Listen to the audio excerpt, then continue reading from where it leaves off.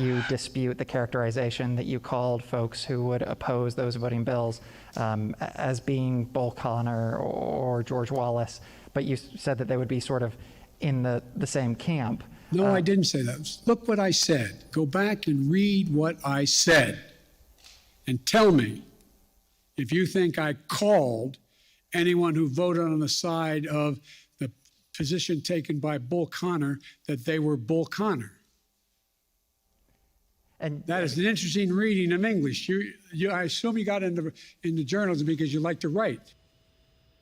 Wow. President Biden responding to questions about his voter bill speech last week in Georgia. Here are some of those comments and his defense.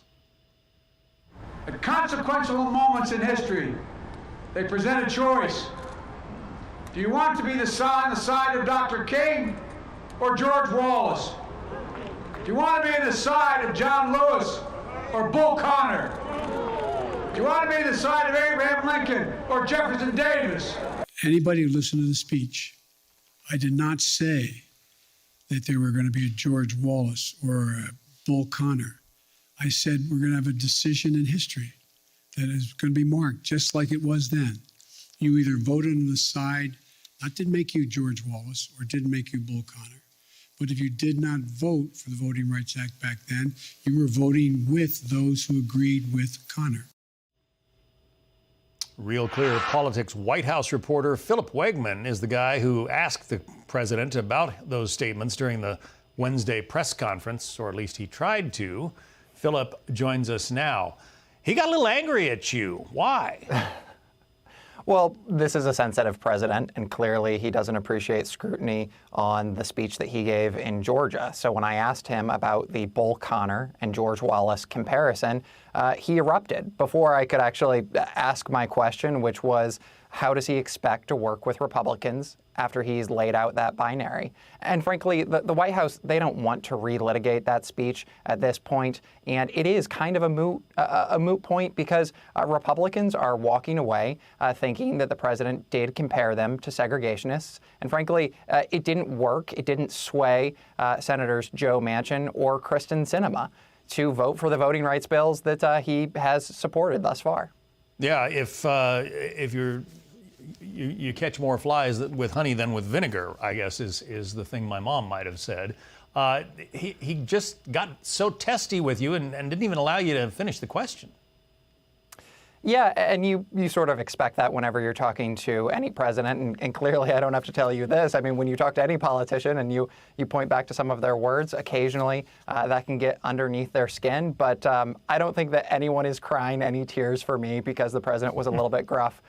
If the president wants to get testy during press conferences, that's totally fine, so long as he has press conferences. And I was glad to have the opportunity in his just second solo press conference at the White House. Yeah. Then there are also questions that the White House press team had to clean up about the president's statement on the legitimacy of the upcoming elections, suggesting that, if the election law that the Senate rejected, the election bill that the Senate rejected, that he wanted passed, if that wasn't passed, he said the 2022 elections might not be legitimate. And then the White House had to go into all kinds of damage control over that.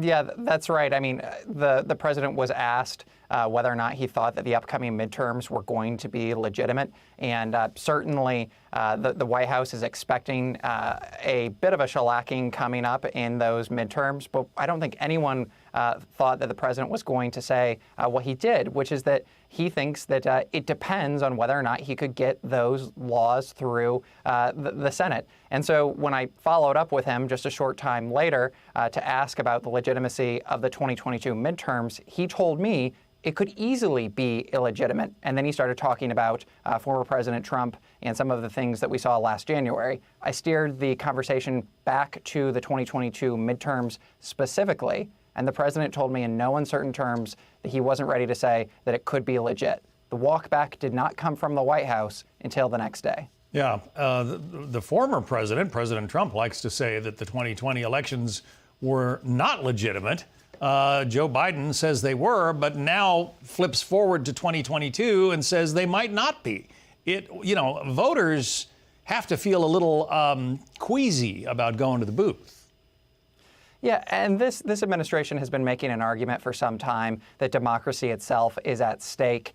And while the White House press secretary clarified the president's statements on Twitter, here on Fox News during an interview, and several times in the briefing saying that he does in fact believe that those midterm elections will be legitimate, that came after Vice President Harris dodged on the question twice during 2 early morning interviews, and also after House Majority Whip Jim Clyburn, the guy who is probably most responsible for making President Biden president, he was asked on CNN whether or not he was concerned about the legitimacy of those midterms, and he responded that he absolutely was concerned.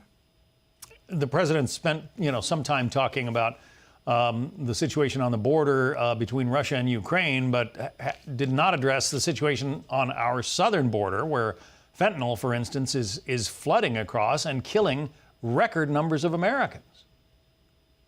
Yeah, and I think that might be something that the press has to own up on. Certainly, there were a lot of questions about what was happening on the Ukrainian border, and that is a legitimate issue, and all of the questions that were asked were certainly worthy. But after the press conference, I think it was Fox News' Bill Belugan who noted that there wasn't a single question asked about what was going on the southern border. And as you noted, there also weren't any questions about fentanyl, which is quickly becoming the leading cause of death for adults in the United States between the ages of 18 and 34. Likewise, the topic of rising crime in cities across the country didn't come up. And I think that, as members of the press, we need to sort of own up to that omission.